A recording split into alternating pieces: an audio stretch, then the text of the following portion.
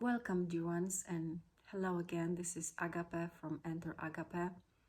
So, thank you so much for joining me, and hope you like and subscribe, as this is a way of connecting with my vibe so I can do more messages that concern you and collectively tune into your energy.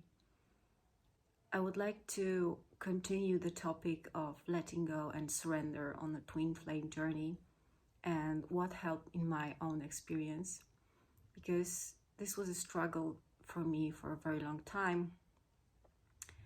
And from the time perspective, I can say that the unhealed inner masculine in me, so the male masculine energy inside of me that we all consist of, was controlling and trying to force the outcome the way I would see it's best for me.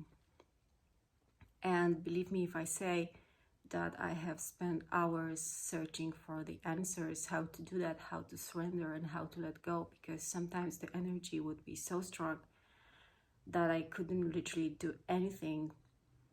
I think it has to do something with the Kundalini awakening that I was going through. That was so intense, that combined with the intense longing and a feeling of separation would literally didn't let me do normal everyday to-day stuff. And at that point I knew I had to grab myself together, because at the end of the day it is me that needs to take care of myself, not about someone else. So what I would do for a very long time was basically pray to the Holy Spirit, to my higher self, to the God, to Goddess, whatever you call it for yourself, to the source of all there is, and just ask to help me to learn what does it mean to surrender, what does it mean to let go. And it would help for some time, but then the feeling would come again. So sometimes I would also go to my knees, and I find it helpful. So maybe it's also something that would help you too, just to get on your knees and pray. And for me, it's also an act of surrender. So when it helps you, I mean, you just want to feel better. You just want a release of this intense emotions, release of this intense longing. But the breaking point for me was to finally look at the collection and some of the aspects that was also on my side that were unhealed, like again using this logical mind, which is the male part of me. So somehow honoring this male part in me and seeing those unhealed situations from the normal human perspective, putting aside all the twin flame labels, twin flame stuff, just getting rid of this layer. And once I allowed myself to do so, to look at this connection on a different layer, like normal relationship to people layer stuff, and I was at some point ready to admit, wow, this is not good, this is not serving me. And that was the changing point for me, to finally shift the energy towards me and to pull the energy back to me, because at that moment I made a choice that I'm the most important, and if this particular situation doesn't serve me, then I need to pull away. So what I'm basically saying is, in my own humble experience, the moment when I felt hurt by my twin, the moment when I realized that things were not as rosy as I pictured them, as I romanticized them. So the moment where I felt, you can say it was anger.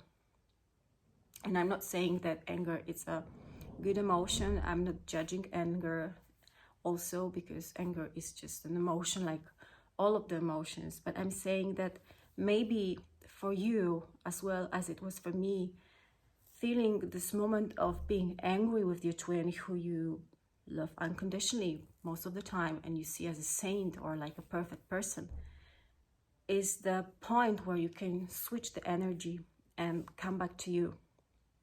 So what I'm saying, maybe it's a good option for you if you reach this point where you can look clearly at some parts of the relation and use the energy of anger to switch the dynamics, so you no longer romanticize and no longer get clingy with the idea of the concept of the relation, and just take care of yourself. And I must say it was really difficult for me at first just to admit that some things were not serving me and I was blindsided in some aspects.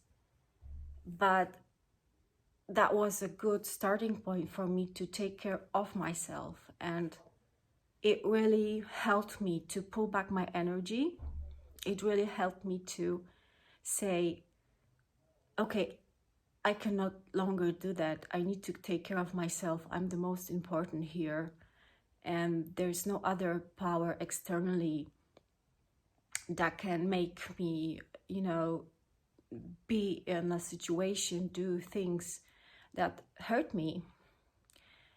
And that was a changing point. So I hope this message reaches someone, and if you struggle and if you feel like you don't know how to let go, I just want to tell you that maybe there's a place on the journey, there's a point on your journey when you can see things differently and use that energy to recreate the dynamics, to pull away, to pull back your power, and to focus on yourself. And don't get me wrong, it's not that I've completely put aside the idea of a twin love aside. Actually, it's the other way around. You get, at least in my experience, you get to see the flaws of a person, of a situation. You get to see your own shadow, where you need to look at and what you need to do. And at the same time, when you process this, and this is all for your highest good, and I'm sure about that, and I can agree with that, that you meet your twin to wake up and to heal that what's need to be healed. But on the other side, you can see all the flaws and also see the love, and also admit to yourself, okay, the love is there. What I felt was true, and I'm not changing my mind. I'm not saying it was false or it was lingerance. No, the love was there. I can stay tuned to my heart. I know my truth. I know what is truth for me. I'm just not going to allow all those toxic behaviors to reappear again in my life, and therefore I'm taking care of myself. So I hope that message helped someone, and please let me know in your comments if you want to hear more about my story.